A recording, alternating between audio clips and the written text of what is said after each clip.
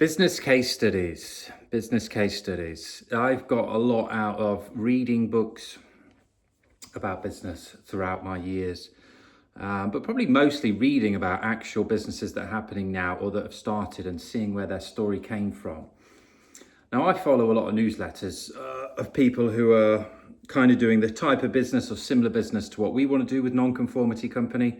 If you're new here, my name's Toddy. I've been making daily videos for year and a half nearly, I guess, trying to get better at communication and language, but mainly trying to just build up some history of the videos and reasoning out in public, building out loud, which is a big movement online now. It's not having an idea, sitting on it and trying to perfect it in the background before launching it. It's just putting it up there or putting multiple ideas out there very quickly and trying to validate them quickly. One of the newsletters I follow, Chris Kona, sends out a weekly email. He profiled a guy, I can't remember his name now, but he's doing 3 million, running 24 projects. He quotes himself as the most automated organization on earth, which I love. He's using AI agents that train other AI agents.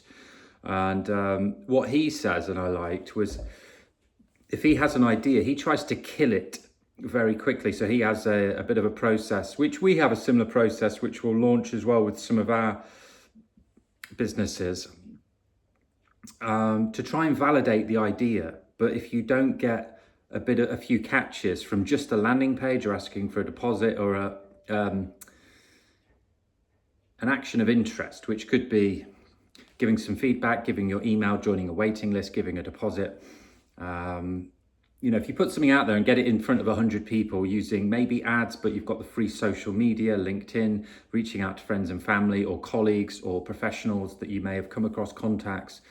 If you give it to 100 people and you don't get any signups, obviously you can just kill the idea. If you get between 1 and 5 and maybe some feedback with that, then there may be something that has legs on there. And obviously if you get more than that, then yeah, that's surely something that people are needing, and you can then go and build into that. But it's the case studies. We're launching 100 startups in 1,000 days, and then we're giving away the blueprints for free, which give away the tools, the know-how, the business model, the money model, the motive model, so people can come in and easily learn. If you come into any one of our businesses, you can then just go like, oh, I like this, I could do this for this thing that I'm into.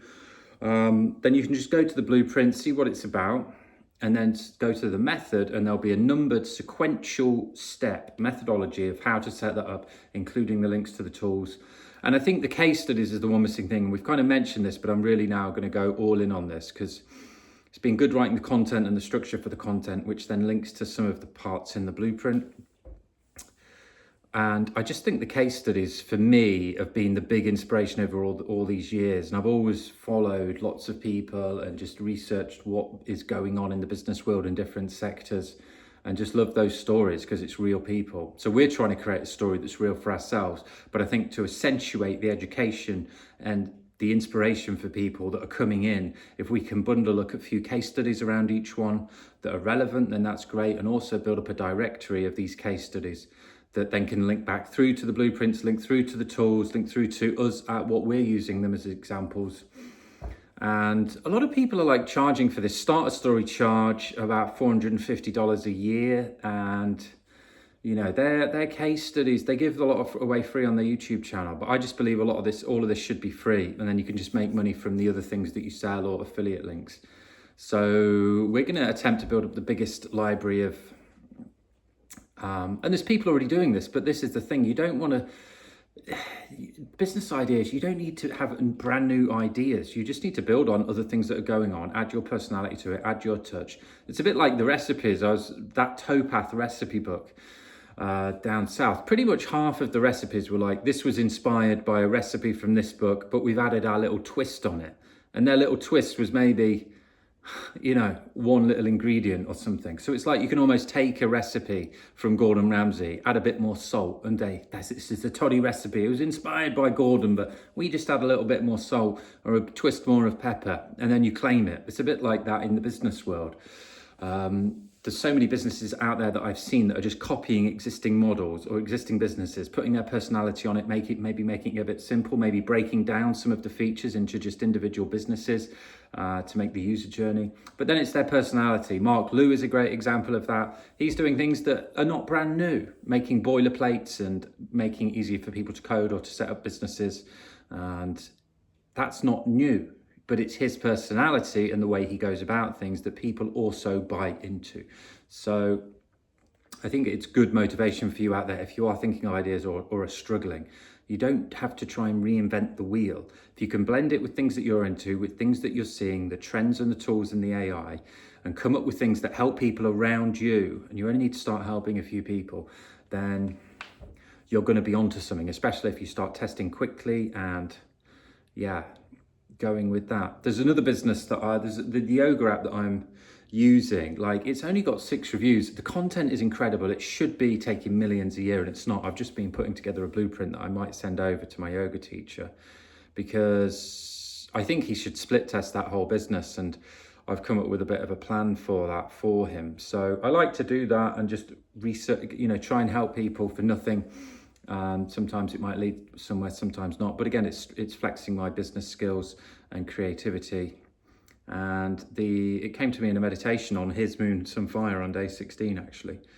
So I've put together an A4 sheet of, he's done all the hard work. This is the thing, if you create a business, what you can then do is stick it out there with lots of different names and landing pages and colors and brandings. And you'll find that some take off a lot more than the others. It's the same business, but it's just presented in a different way. So that's another thing that we're big on, is why we're starting. Some of our businesses are quite similar, some of them are the same, some of them are completely different, but we're just presenting them in a different way, in different languages, with different user journeys, different money models, different combinations of business models, just to try and show people exactly how many different options there are. And once you get going, it's very easy to then copy that website, just change a few things, copy that business and change something here and something there, and test, validate, and try and kill your ideas. And then just get into the habit of making more and more ideas. Just come up with 10 ideas a day, 20 ideas a day. And these case studies directory that we're going to do, I think, is going to help with that, because then you can read about people that are doing this out there, and that will give you ideas. It certainly gives me ideas. So business kind of indie hacker directory linked with the blueprints. We might have it on blueprints, we might have it on a separate thing, but it all links together nicely. Feels like the last jigsaw piece of the triangle. Yeah.